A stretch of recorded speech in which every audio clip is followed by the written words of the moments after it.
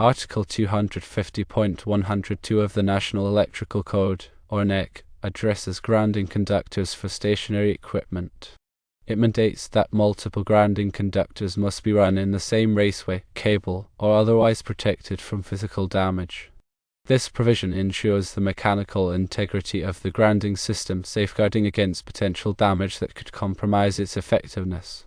Article 250.102c, however, permits multiple grounding conductors to be run in free air, provided they are not subject to physical damage. This allows for flexibility in installation scenarios where protection via conduit or cable is impractical, but the conductors remain shielded from potential harm. Moving on to portable equipment, Article 250.104 mandates that the grounding conductor be connected to the non-current carrying metal parts of the equipment. This fundamental requirement ensures that any fault current is safely directed back to the source, minimizing the risk of electric shock. Article 250.104b further permits multiple grounding conductors to be connected to the equipment in parallel. This provision allows for enhanced grounding capacity, particularly beneficial in situations where high fault currents may be encountered. The acceptability of connecting multiple grounding conductors, either in a single conduit or in free air, for both stationary and portable equipment, is contingent on certain conditions. For stationary equipment, the grounding conductors must be protected from physical damage, adhering to the requirements outlined in Article 250.102. For portable equipment, the grounding conductors must be connected to the non-current carrying metal parts and also be protected from physical damage, aligning with the stipulations of Article 250.104. Several additional considerations merit attention. Firstly, the grounding conductors must be sized in accordance with Article 250.122. This ensures that the conductors possess sufficient ampacity to safely carry the anticipated fault current. The determination of the correct size is paramount for the effective and safe operation of the grounding system. Secondly, the method of connection must be secure and reliable. A robust connection minimizes the risk of loosening or disconnection, which could compromise the integrity of the grounding path. Thirdly, it is imperative that the customer be provided with clear instructions on how to properly connect the grounding conductors. This educational aspect empowers the customer to perform the connections correctly, reducing the likelihood of errors that could jeopardize safety. Always refer to the latest version of the NEC and consult with a qualified electrician to ensure compliance and safety. Grounding conductors, as detailed in Article 250 of the NEC, play a crucial role in electrical safety by providing a low impedance path for fault currents to return to the source. This path facilitates the rapid operation of overcurrent protective devices, such as circuit breakers or fuses, thereby minimizing the duration of a fault and reducing the risk of electrical shock or fire. The selection and installation of grounding conductors must adhere to specific requirements to ensure their effectiveness. Considerations include the size of the conductor, the type of insulation, and the method of installation. Improperly sized or installed grounding conductors can compromise the safety of the electrical system. The NEC distinguishes between equipment grounding conductors and grounding electrode conductors. Equipment grounding conductors connect the non-current carrying metal parts of equipment to the grounding system, while grounding electrode conductors connect the grounding system to the earth. Both types of conductors are essential for a comprehensive grounding system. In the context of stationary equipment, the NEC mandates that grounding conductors be protected from physical damage. This protection can be achieved through various means, such as enclosing the conductors and conduit, routing them in cable trays, or otherwise shielding them from potential harm. The rationale behind this requirement is to prevent damage to the grounding conductors, which could compromise their ability to carry fault current. For portable equipment, the grounding conductors must not only be connected to the non-current carrying metal parts but also be protected from physical damage. This requirement recognizes the increased risk of damage to grounding conductors and portable equipment, which is often subjected to more movement and handling than stationary equipment. The NEC permits the use of multiple grounding conductors in parallel under certain conditions. This practice can enhance the ampacity of the grounding system and provide a more robust grounding path. However, The NEC also stipulates that all parallel grounding conductors must be of the same material, size, and length to ensure proper current sharing. The method of connecting grounding conductors is also critical. The NEC requires that all connections be made using approved methods and materials. This ensures that the connections are mechanically and electrically sound, providing a reliable path for fault current. The NEC also addresses the grounding of specific types of equipment, such as motors, transformers, and generators. These requirements are tailored to the unique characteristics of each type of equipment and are designed to ensure their safe and effective operation.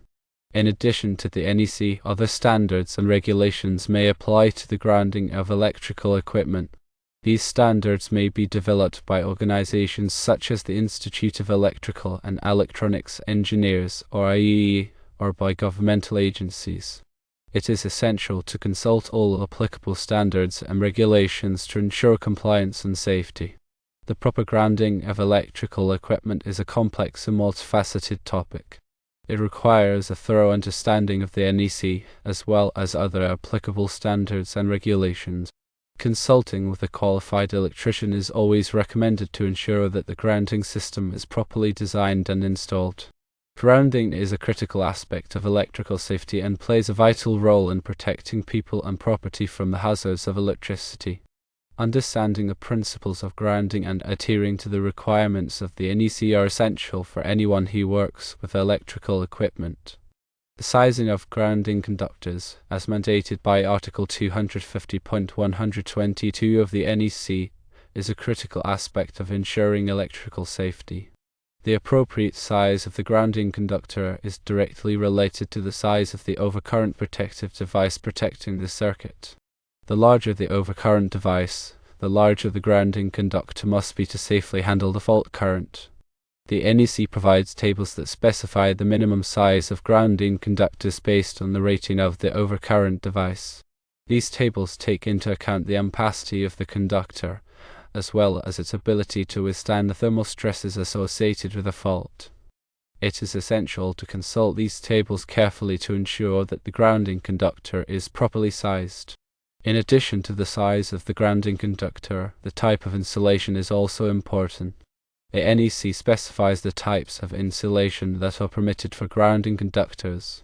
The insulation must be suitable for the environment in which the conductor is installed and must be able to withstand the voltage and temperature to which it will be subjected. The method of installing grounding conductors is also critical. The NEC provides specific requirements for the installation of grounding conductors, including the minimum bending radius, the spacing between supports, and the method of termination. These requirements are designed to ensure that the grounding conductors are properly protected from physical damage and that they are able to carry fault current effectively. The NEC also addresses the grounding of equipment in hazardous locations. Hazardous locations are areas where flammable gases, vapors, or dust are present. The grounding requirements for equipment in hazardous locations are more stringent than those for equipment in non-hazardous locations. This is because the risk of fire or explosion is higher in hazardous locations. The NEC also addresses the grounding of sensitive electronic equipment. Sensitive electronic equipment, such as computers and medical devices, can be susceptible to damage from electrical noise and transients. The NEC provides specific requirements for the grounding of sensitive electronic equipment to minimize the risk of damage. The grounding of electrical systems is a complex and multifaceted topic. It requires a thorough understanding of the NEC as well as other applicable standards and regulations. Consulting with a qualified electrician is always recommended to ensure that the grounding system is properly designed and installed. Grounding is a critical aspect of electrical safety and plays a vital role in protecting people and property from the hazards of electricity. The purpose of providing clear instructions to customers on how to properly connect grounding conductors cannot be overstated. Inadequate or incorrect grounding can have severe consequences, ranging from equipment malfunction to electric shock and even fire. Clear and concise instructions are essential to ensure that customers understand the importance of proper grounding and are able to perform the connections correctly.